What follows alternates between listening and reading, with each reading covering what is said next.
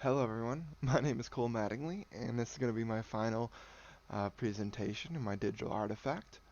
I want to make my digital artifact around Elon Musk buying Twitter, and then just applying that to some of the high-level digital rhetoric research we learned about this past semester, and connecting mainly politics and the internet, the public sphere model, and maybe some more like the concerns and potentials of social media and the internet, and then how it plays out through Elon Musk actually buying Twitter and what that looks like. So the first thing we should probably define is just what a social media site is. When you go to Google and look up social media definition, this is what pops up. It basically just says that it's websites and applications that enable users to create and share content or to participate in social networking.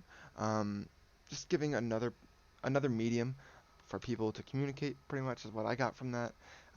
It's good, but it doesn't really pick up on what makes digital rhetoric on social media differently, or the differences that can be found between the social medias, depending on how they're regulated and whatever. So that's kind of why I wanted to dive into this higher level education, because it does go into some of those educated definitions, such as these ones I have on the screen, and that we'll go through. So pretty much when you look at high level education research, it shows you that Google didn't quite capture the whole story. Social media sites are a universal medium, meaning anyone can connect to them, um, of communication, and it can vary in content and culture depending on how they're regulated and what's valued on that social media platform. Each social media platform has actually become its own public sphere where information is circulated, and the governing party would be the CEOs or the creators, and it creates different cultures. Off top of my head, I would compare TikTok and Facebook. TikTok's audience is very young, and you can see in the site it's all um, built around interactions and interacting with each other, while Facebook is more like a blog style where it's just a forum post where you're seeing constant posts and you interact with more of the messages than more the performances or people that you would see on TikTok. So, after figuring out what social medias are, how do public spheres affect rhetoric? And more importantly, what is this idea that each one of these social media sites is its own public sphere? What does that have to do with Elon Musk, and what is the Habermas um, Habermas talked about in the Politics and Internet reading, um, about how what Elon Musk did with Twitter might advance communication, at least in the digital sense. So, what was Elon really concerned with? I mean, in order to buy Twitter shares at $54 a share and spend billions of dollars on a social media site, it has to be something pretty concerning. Something that really bothers you and something that you feel like is needed in order to change the world. And we've seen that within Elon Musk, with the Boring Project, with Tesla, with SpaceX. He is one of these visionaries who believes in um, the optimism of technology, the fact that technology and the internet are going to bring us all together and evolve us as a species instead of being the downfall or like more of a neutralist perspective. So, just going into some of the main concerns I'm able to pick up from reading about Elon Musk and especially his worries with Twitter. He's really concerned with commercialization, the fact that companies are moving in and um, controlling what people say through these mediums with either ads or support to the actual platform, like sponsorships or anything like that, as well as just posting their advertisements out with the rest of the messages that are found on the platform. Uh, panop- Panoptification is the fear that, the internet's going to become very surveillanced and it's going to be very monitored. And you can see Elon Musk struggling with this too. This is where commercialization and panoptification kind of come hand in hand. Commercialization, companies are telling platforms what they want on the app, or what is available, or like what they're comfortable with sharing their ads and paying apps, to make sure that they're not advertising on platforms that could be spreading something that their company policies don't align with. So they're regulating what we're able to post through their sponsorship or their continued advertisements through that platform. And then that just makes it so that platforms are having to monitor and surveillance the post, make sure people are being civil and not saying anything heinous that would turn away potential ad revenue that they could get. But and the last one I wanted to talk about was derealization. When you look at Elon Musk on derealization, he is very much a proponent, an avid supporter of bringing the internet to real life. So, like electronic cars, spaceships, brain chips. He wants to have the internet be tools that humans can use to further progress. But the part of derealization he has a problem with, and has a very big problem with, uh, is AI and the idea that the people we're talking to online aren't actually people, and that they are flooding these conversations and flooding these social media sites with empty conversation, and then that this is actually hurting democracy because there's not real opinions coming out of the woodwork. So, but that's not saying that Elon Musk doesn't see the potential. Obviously, he wouldn't buy Twitter if he didn't see potential and what it could do.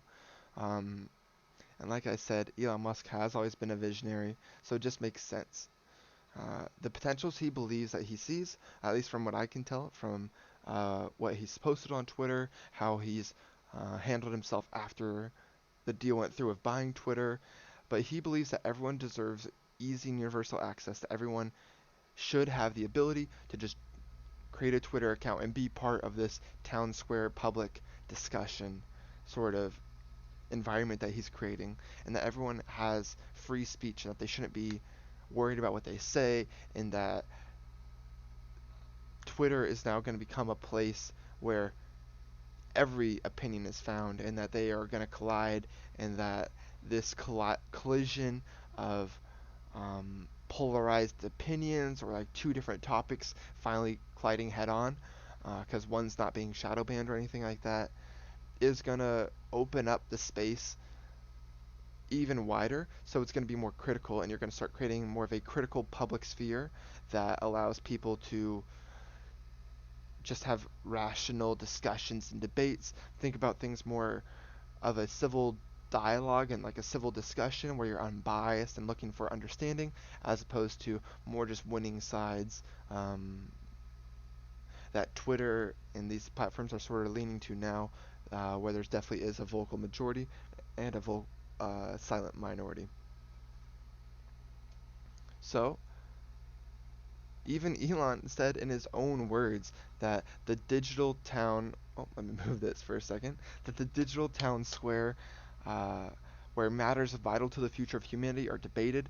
This is what he described Twitter as being, and why he said it was so detrimental for him to buy it.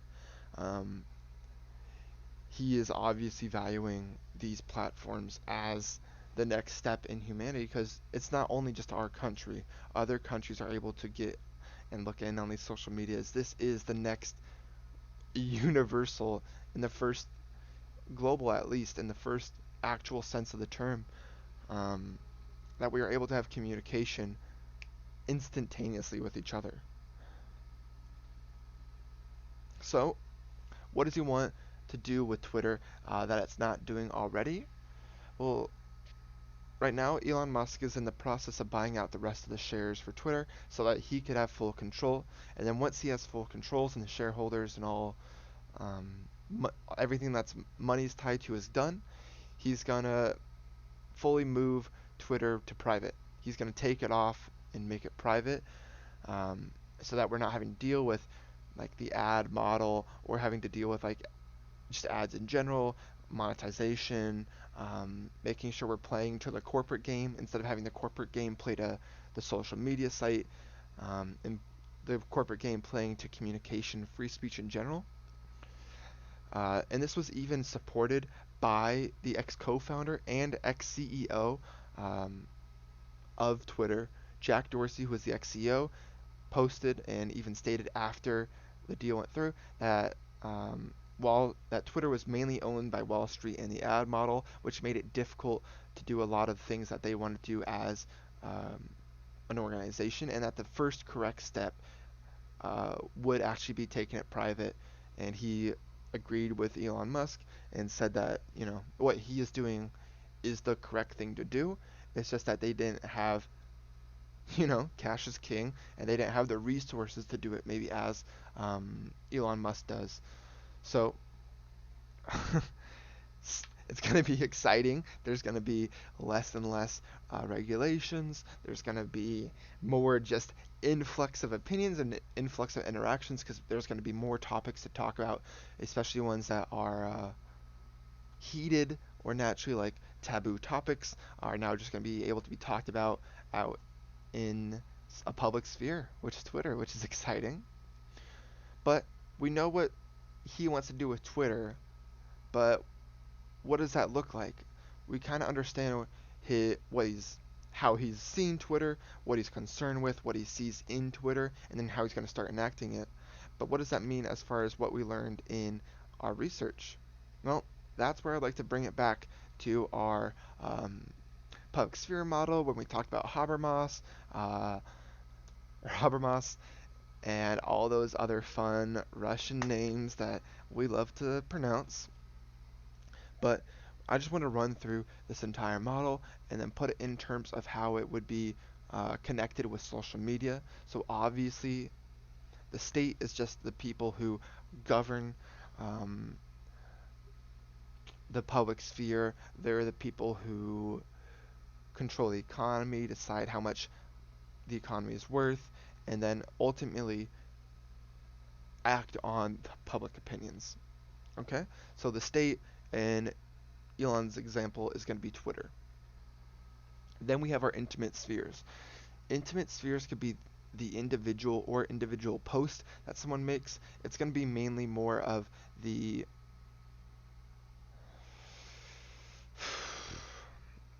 it's going to be more of the internet independent ideas that are then going to have to go and interact with the economy, likes and retweets and just interactions in general before it's actually considered part of that literary public sphere.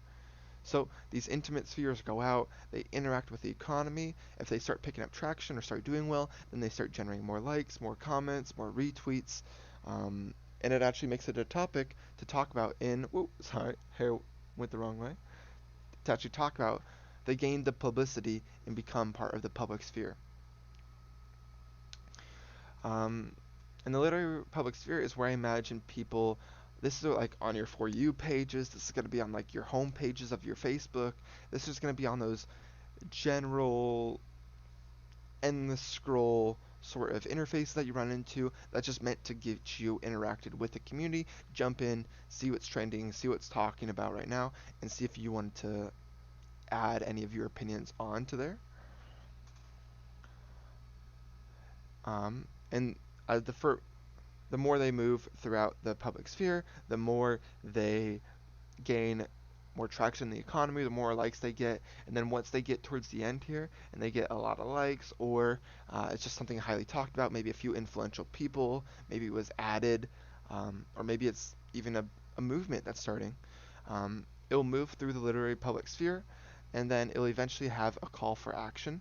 Um, and the political public sphere then takes in. It got enough publicity that it's now part of the public opinion, and then it's going to be interjected back into the state, and then the state is going to have to deal with this new opinion that was brought back to them.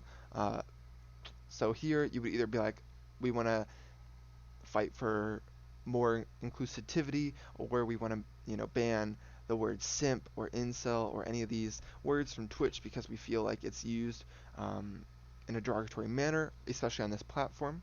Uh, that is where it is then these public opinions are brought to the state, and especially in Twitch's case, I know I just used that example, they would then have to decide whether they do want to act on banning the word simp or incel, or what that means as far as how it will affect their overall platform.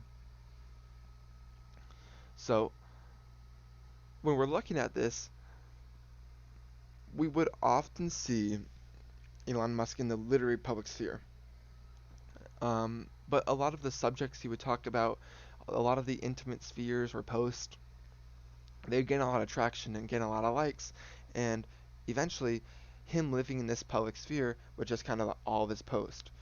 His posts were then talked about in this sphere and validated through public opinion. Him moving forward and buying, I'm sorry, him moving forward and buying Twitter is him moving out of the public sphere and into just buying the state. So now he is skipping everything and he is just determining the public opinion and how to act on that, making sure that this literary public sphere has as much space to grow as it can with free speech, and that him acting on public opinions is hopefully going to be reduced, um, and instead the public opinion is going to be where it stops, mainly as in like cancellation or just denying or unbiased or civil dialogues, and that there shouldn't have to be too much state interference or state call to action being made. So, what should this? What is this going to do with Twitter? I mean, I got a tweet, you got a tweet. What can we expect from our favorite tweeting platform? Well, this is the biggest change we have seen to a communication medium in general for years. I would say even until the internet started producing social medias in general. This is going to completely change um, the idea of communication, especially in the digital space and digital rhetoric to begin with, because it will be the first mode of communication that is not regulated by ads or monetary value. It'll be the closest thing to actually free verbal speech that we have on an internet platform, as opposed to maybe Reddit or 4chan or something like that. But even those have stigmas and reputations um, that would play against it. Twitter is going to be a completely already popularized platform that's just going to be a space for civil dialogue and free speech.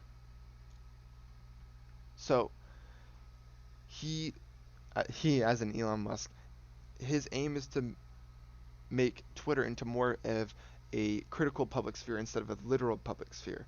He wants people to come in and consider the fact that they should be civil. They should be, that just because you're coming in with an idea, that doesn't mean that your idea is right, and that there's other perspectives out there, other life experiences that you have to validate through your own experience, and then you get a grounded understanding from that.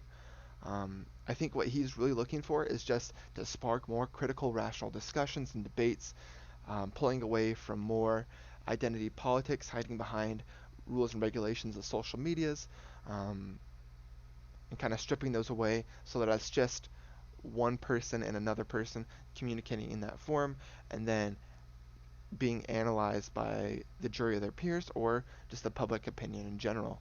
Um, I think it's going to be really exciting because people are. It's going to be a really exciting space to see develop because people are going to take less of a put less emphasis on what they say initially and put more emphasis on how the conversation ended. Um, there's going to be a lot less. Okay, I don't agree with you, so I'm not going to entertain the discussion, and I'm going to get you shadow banned, or I'm going to get your opinion, you know, less validated and not as much space on this platform, and it's going to give actual conversations the space to be talked about. Mic off, mic Awesome. on. Well, I just wanted to end this off with sort of a thank you. I really enjoyed this class. I enjoyed the conversations. I enjoyed reading everyone's messages, and I'm really excited to see how this class will develop and then how I'm able to use digital rhetoric just like this pop culture example, in the future to break down maybe more the reasonings behind stuff is happening online, and then what that means as far as how we handle ourselves and the rhetoric and language that we use online. Have a great rest of your day. Thank you.